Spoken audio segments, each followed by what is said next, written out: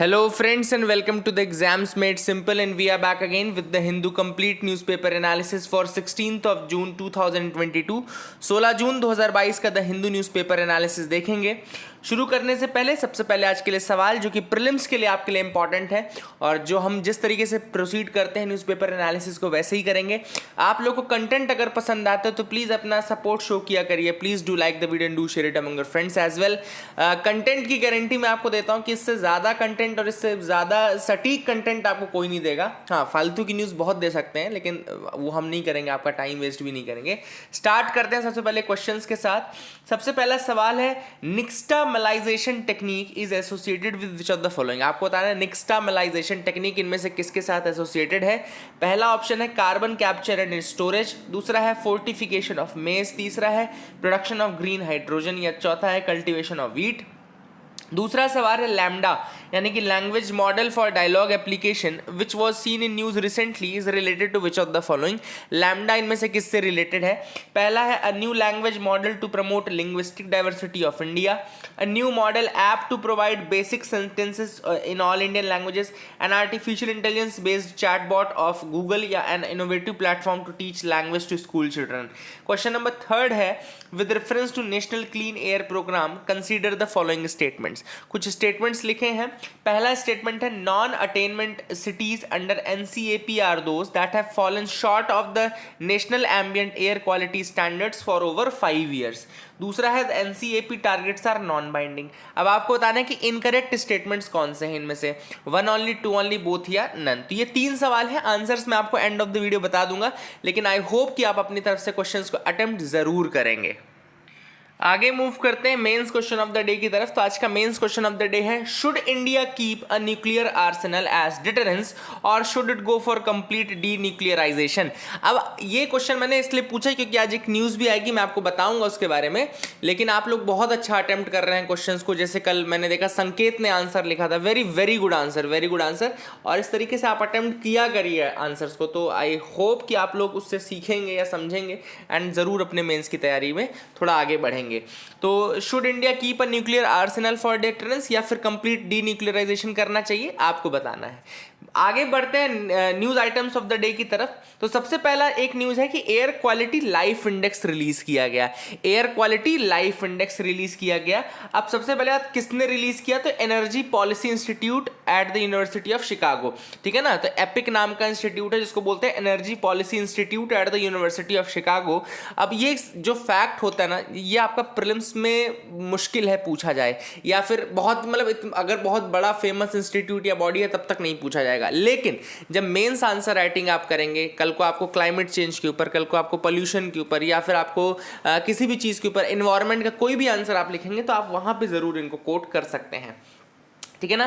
तो ये जो इंडेक्स है एयर एनर्जी पॉलिसी इंस्टीट्यूट का, एयर क्वालिटी लाइफ इंडेक्स, इसका ये कहना है it index converts air pollution concentration into the impact on life expectancy. तो ये क्या करता है इंस्टीट्यूट कि एयर पोल्यूशन जितना है उसका लाइफ एक्सपेक्टेंसी पे क्या असर पड़ रहा है उसको ये बताता है। तो जैसे इसने बताया कि ग्लोबली अगर हम देखें तो air pollution 2.2 years of life expectancy reduce कर रहा है। जो एयर पोल्यूशन है वो globally 2.2 years of life expectancy को रिड्यूस कर रहा है। ठीक है ना। एंड इसके अलावा अगर आप देखें साउथ एशिया में, देखें साउथ एशिया में तो बहुत ज़्यादा लाइफ एक्सपेक्टेंसी रिड्यूस हो रही है। एंड आप देखें तो it accounts for more than 52% of the expected lost life years globally due to high pollution. ठीक है ना। अब इंडिया के रिलेटेड इसने बताया है कि of all the countries of the world, world की जितनी भी कंट्रीज हैं, India faces the highest health burden of air pollution. Air pollution का हाईएस्ट हेल्थ बर्डन जो है वो इंडिया पे ही पड़ रहा है। और Delhi which is the most polluted mega city in the world stands to lose 10 years of life expectancy. अब आप सोच लीजिए, एक एवरेज इंडियन 5 ईयर्स लूज कर रहा है लाइफ एक्सपेक्टेंसी के because of the air pollution, and an resident of mega city Delhi is losing 10 years of life expectancy in the current pollution levels। तो ये एक important data है जो कि आप यूज कर सकते हैं in the answer writings and all in order to showcase the emergency that we need to show in case of air pollution and climate change and all। दूसरी जो न्यूज़ है वो मायन सिविलाइजेशन के जो लोग थे वो किस तरीके से फोर्टिफाई करते थे मेज को, उसके ऊपर यह है। और ये करते थे केमिकल प्रोसेस जिसका नाम था nixtamalization. This is a very important thing, या ये जरूर प्रीलिम्स में पूछा जा सकता है। मायन सिविलाइजेशन के जो लोग थे, देखो मायन सिविलाइजेशन अगर आप मुझसे पूछें कि मायन सिविलाइजेशन के लोग कहाँ थे, तो 2-3 बहुत ओल्ड सिविलाइजेशन है जिसमें मायन आती है, एक इनका आती है, इनका सिविलाइजेशन भी आती है ना।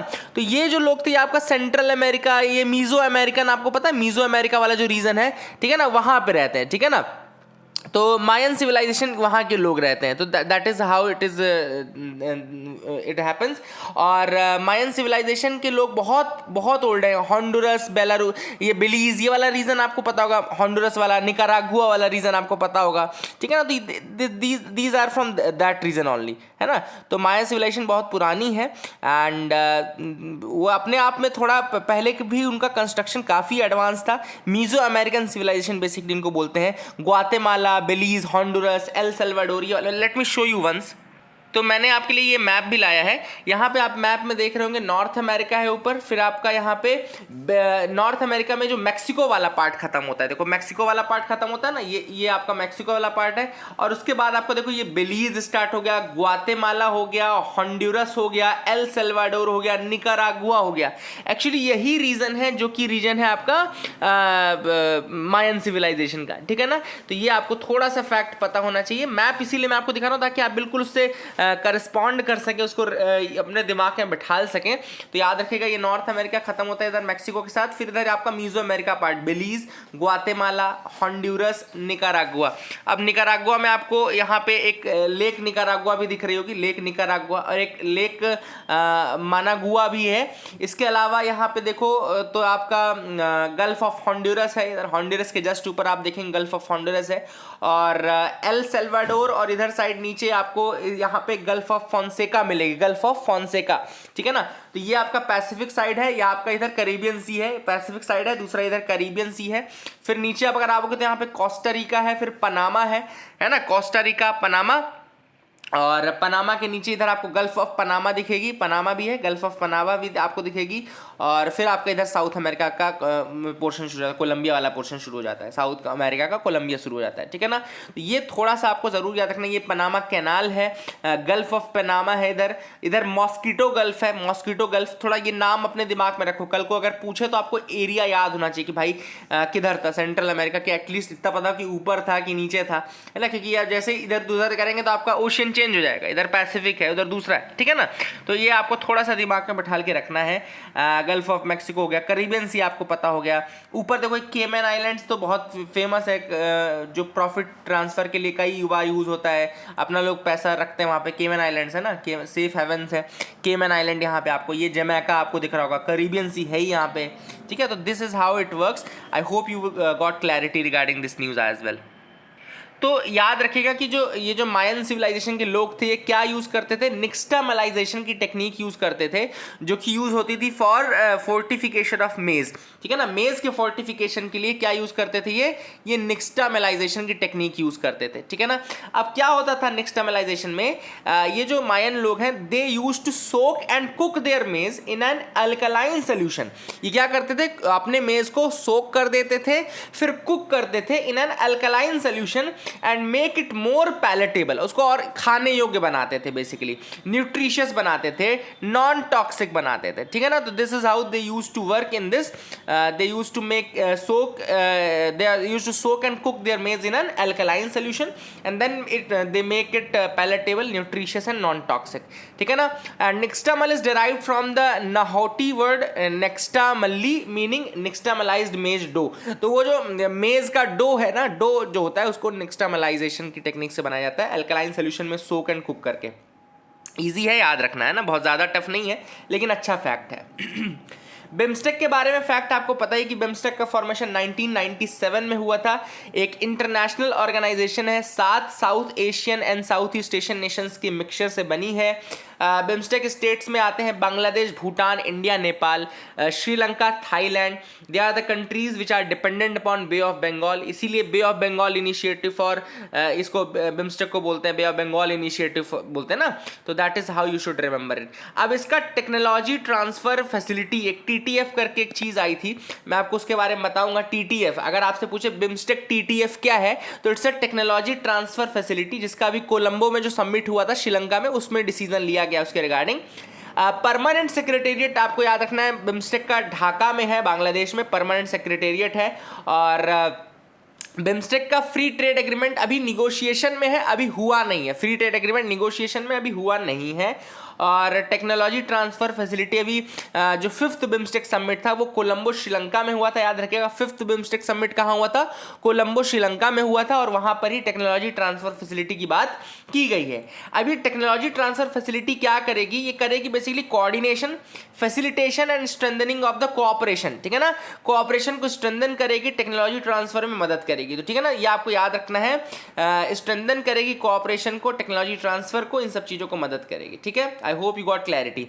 It aims to promote the transfer of technology sharing of experience and capacity building. Obvious सी बात है, एक दूसरे के साथ ये टेक्नोलॉजी ट्रांसफर कर सकते हैं और एक दूसरे की कैपेसिटी बिल्डिंग भी कर सकते हैं। तो ये बेसिकली आपको याद रखना है कि टीटीएफ में गवर्निंग बोर्ड भी रहेगा और ओवरऑल कंट्रोल जो रहेगा वो गवर्निंग बोर्ड को ही रहेगा, एंड हर मेंबर स्टेट का एक नॉमिनी गवर्नर गवर्निंग बोर्ड में रहेगा। अब अभी सिप्री यानी कि Stockholm International Peace Research Institute जो है आपका, सिप्री एक डिफेंस का थिंक टैंक है, उसने अपनी एक रिपोर्ट निकाली है न्यूक्लियर आर्सेनल की, जिसमें उसने कहा है कि इंडिया ने अपना न्यूक्लियर आर्सेनल 156 से बढ़ा करके 160 कर लिया है, ठीक है ना। अब देखो सारे देश जो है घूम फिर के इंडिया के पीछे पड़े तो रहते हैं, लेकिन मेरे हिसाब से ऐसा नहीं कि सिर्फ इंडिया ने अपना न्यूक्लियर आर्सेनल बढ़ाया है। आप चाइना की बात करें, आप पाकिस्तान की बात करें, हर कंट्री ने अपना न्यूक्लियर आर्सेनल जो है वो बढ़ा रखा है। अच्छा, सिप्री जो है ये Stockholm International Peace Research Institute, याद रखिएगा ये स्टॉकहोम बेस्ड है, 1966 में ये बना था, याद रखिएगा कब बना था सिप्री? 1966 में बना था। ऐसा नहीं कि क्वेश्चन इसमें नहीं आ सकता, अकेला सिप्री पे भी क्वेश्चन पूछा जा सकता है। और इसका याद रखना है कि ये एनालिसिस करता है डेटा का on the armed conflicts, military expenditure, arms trade, इन सब चीज़ों का, और डिसआर्मामेंट का, आर्म कंट्रोल का, इन सब चीज़ों के ऊपर देखता है। लेकिन ये 1966 में बना था, ये अभी आपको याद रखना है, ठीक है। तो I hope you got clarity regarding that as well. Nuclear arsenal बढ़ता जा रहा है। इंडिया की देखो न्यूक्लियर पॉलिसी जो है, मैं आपको बता दूँ, देखो आज का जो क्वेश्चन मैंने पूछा उसमें भी आप अपनी इंडिया की न्यूक्लियर पॉलिसी लिख सकते हैं, ताकि आपको आंसर लिखने में आसानी हो कि क्यों हमको कंप्लीट डी न्यूक्लियराइजेशन नहीं करना है। तो हमारे इंडिया की जो न्यूक्लियर पॉलिसी है वो है, पहली, building a credible minimum deterrence, एक डिटरेंस बना करके रखना। मतलब देखो अगर हमारे पास न्यूक्लियर नहीं होगा तो कोई भी कंट्री हमको डराएगी न्यूक्लियर के नाम पे, तो एक न्यूक्लियर डिटरेंस होना जरूरी है, पहली चीज। दूसरा चीज, हमने नो फर्स्ट यूज पॉलिसी की कसम खा रखी है, मतलब कि हम पहला यूज नहीं करेंगे, ठीक है ना, मतलब हम अपनी तरफ से पहले हथियार नहीं उठाएंगे। देन हमने कहा है कि non use against non nuclear states, जो नॉन न्यूक्लियर स्टेट्स हैं उनके अगेंस्ट हम न्यूक्लियर यूज करेंगे ही नहीं, ये भी हमारी पॉलिसी है, non use against non nuclear states. फिर massive nuclear retaliation to a first strike will be designated to inflict unacceptable damage। तो अगर हमारे ऊपर, हाँ, अगर हमारे ऊपर किसी ने ऐसा अटैक किया जो अनएक्सेप्टेबल डैमेज हो न्यूक्लियर स्टेट ने, तो फिर हम उसको यूज कर सकते हैं। And India will retain the option of retaliating with nuclear weapon, अगर हमारे पर कोई बायोलॉजिकल और केमिकल वेपन आता है तो भी हम यूज़ करेंगे। तो ये हमारी न्यूक्लियर पॉलिसी है। अटल बिहारी वाजपेयी जी के समय में हमने इसको क्लियर किया था कि ये हम इस तरीके से यूज़ करेंगे। आई होप यू गॉट क्लैरिटी। आगे बढ़ते हैं, देखते हैं और क्या इंपॉर्टेंट न्यूज़ आर्टिकल है। कैबिनेट ने अप्रूव कर दिया है मेगा 5G ऑक्शन। तो अब आपको याद रखना है कि कैबिनेट ने मेगा 5G ऑक्शन जो है वो अप्रूव कर दिया है। कुछ ईयर दिए हैं यहाँ पे 1G से लेकर के 5G तक। तो 1G जो आया था 1979 में आया था, 1G आया था। उस समय स्पीड नहीं थी, केवल वॉइस ओनली चलता था 1979 में। 1991 में फिर 2G आया था, 1991 में 2G आया था। 2000 में 2.5G आया था। देखो इसलिए बता रहा हूँ, देखो ये इंपॉर्टेंट हो जाएगा।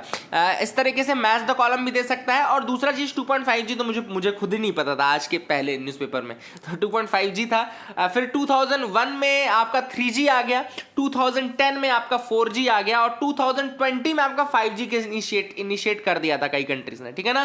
तो अब जो है यूनियन कैबिनेट ने कहा है कि जो आपका ऑक्शन है स्पेक्ट्रम का, तो वो शुरू किया जाएगा, है ना, जुलाई एंड में वो शुरू कर दिया जाएगा।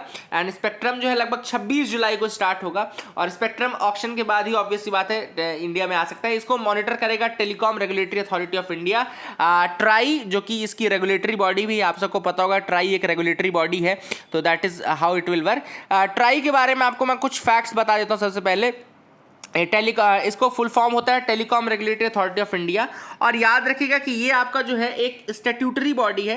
ये ट्राई एक्ट 1997 से बनी थी, ट्राई एक्ट करके है, ट्राई एक्ट आपका कब का है, 1997, जिसके अंतर्गत ये बॉडी बनी थी। ट्राई एक्ट कब का है, 1997 का है, और उसी के अंतर्गत ये telecom regulatory authority of India बनी थी, और ये स्टैट्यूटरी बॉडी हो गई क्योंकि एक्ट से बनी थी।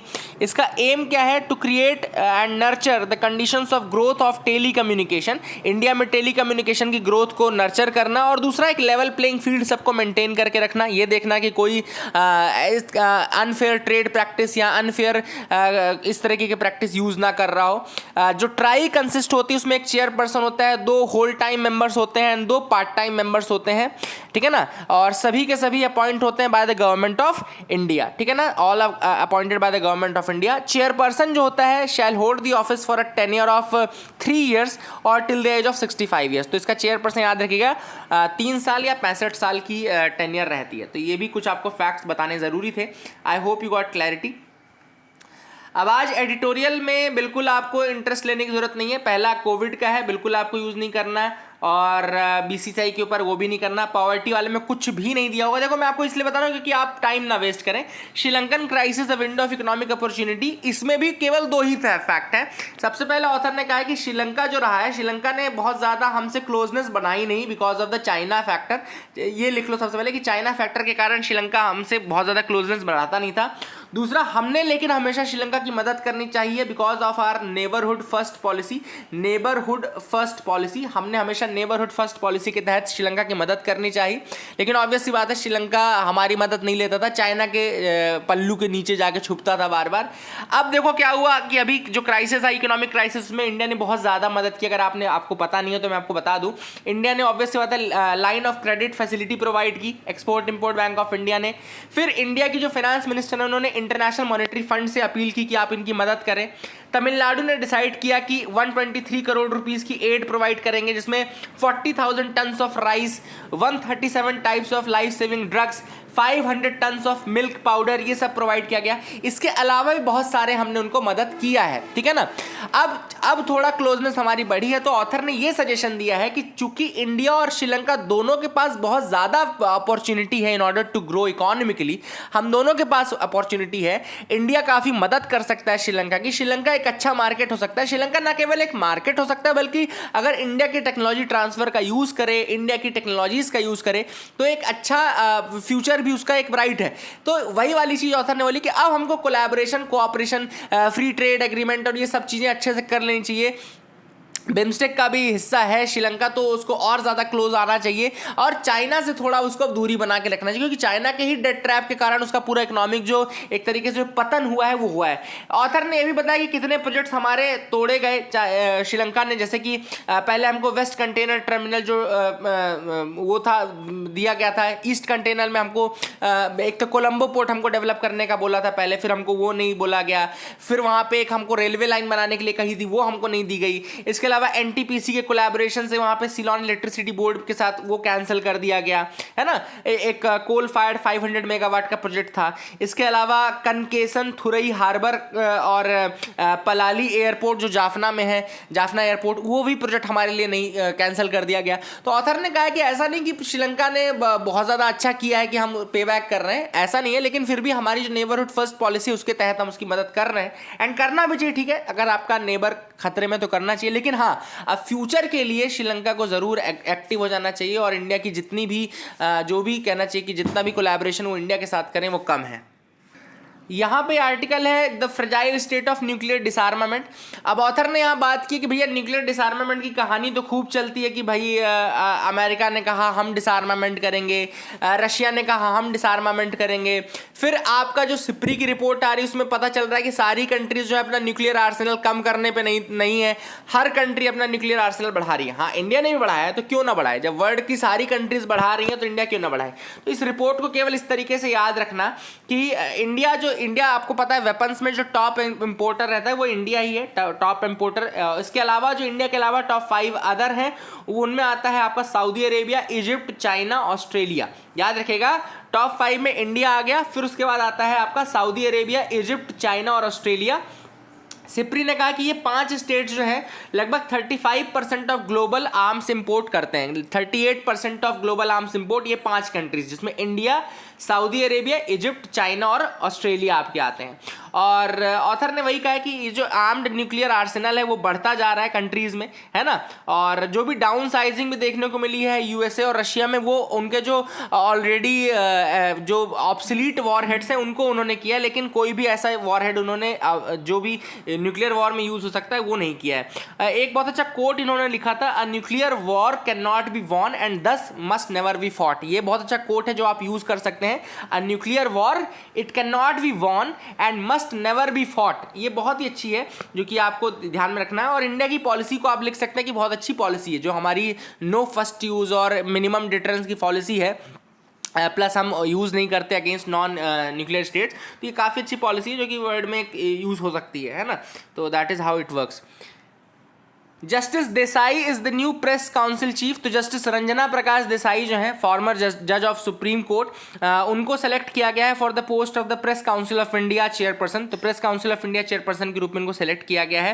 एंड अभी रिसेंटली जस्टिस रंजना प्रकाश देसाई ने हेड किया था डिलिमिटेशन कमीशन, अगर आपको याद हो, जम्मू कश्मीर का, जिसमें कि उनकी कॉन्स्टिट्यूंसीज रीड्रॉ करने के लिए कहा गया था। तो ये भी आपको इंपॉर्टेंट याद होगा।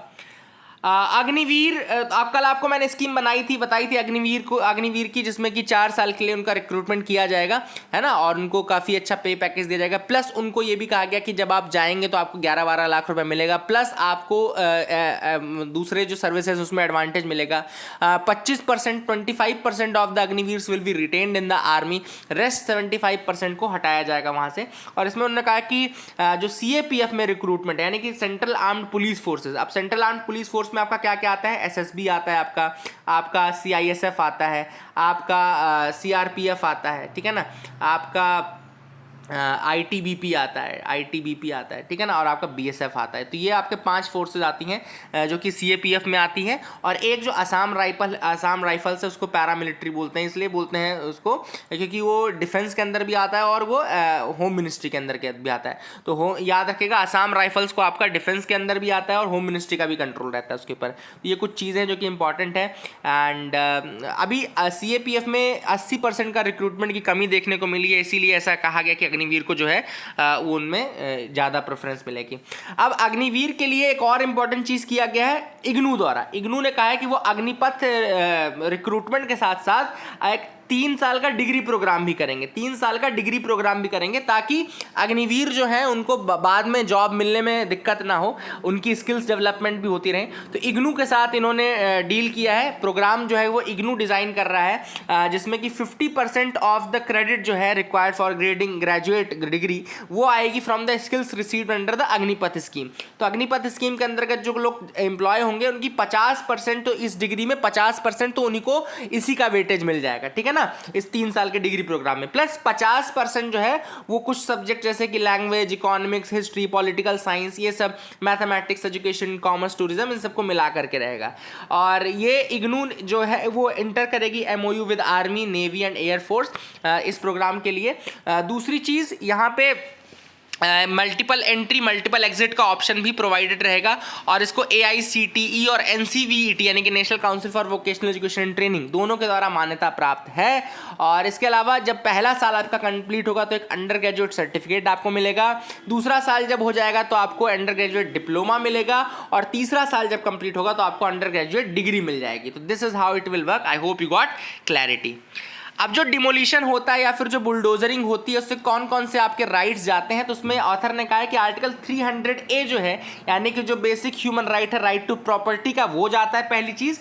और दूसरी चीज़ जो रूल ऑफ लॉ कहता है कि पहले किसी व्यक्ति को आपको सुनना है, you have to hear the first person first, आपको उनको पहले सुनना है, उनको भी मौका देना है कि वो अपनी बात कह सकें, और जब वो अपनी बात कह लें उसके बाद आप डिमोलिशन करना है, आपको जो करना है, आप उनको जो सजा देना चाहें दे। तो ये दो बेसिक राइट्स हैं, आप ये भी याद रखिएगा जिनकी बात चलती है। तो I hope you got clarity regarding that.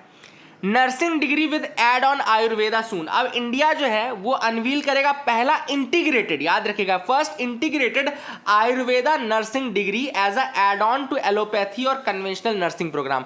तो जो कन्वेंशनल नर्सिंग प्रोग्राम है जिसमें एलोपैथिक नर्सिंग आपको पता होगा ना, नर्सेज रहती हैं, तो ये जो प्रोग्राम है इसके साथ अब एड ऑन करेगा आयुर्वेदा नर्सिंग डिग्री का, जो कि एक कोलैबोरेटिव प्रोग्राम रहेगा। और इंडिया जो है all India institute of Ayurveda के साथ मिलकर के कर रहा है। The proposal is that nursing council of India जो है, it is nursing council of India plus Ayurveda institute of India जो है, all India institute of Ayurveda उनके साथ मिलकर के ये प्रोवाइड कराएगा। तो दैट इज वेरी गुड, अच्छी चीज़ है। एलोपैथी प्लस आयुर्वेदा दोनों मिल जाएंगे तो नर्सिंग में और ज़्यादा वो बेनिफिट आपको देखने को मिलेगा। तो this is how it works.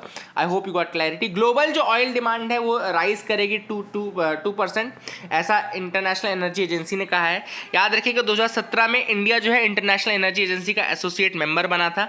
IEA में 30 मेंबर कंट्रीज़ हैं और एक बहुत इंपॉर्टेंट कंडीशन है कि अगर आपको IEA का मेंबर बनना है तो आपको OECD का मेंबर होना होता है, ठीक है ना, याद रखिएगा, दिस इज इंपॉर्टेंट। और IEA आपका 1974 में पेरिस फ्रांस में बना था। तो ये कुछ फैक्ट्स हैं जो कि आप याद रख सकते हैं। I hope you got clarity. That is it for the day friends, और keep loving us, keep sharing us. Thank you, have a nice day. Answers आपको नीचे पिन मिल जाएंगे।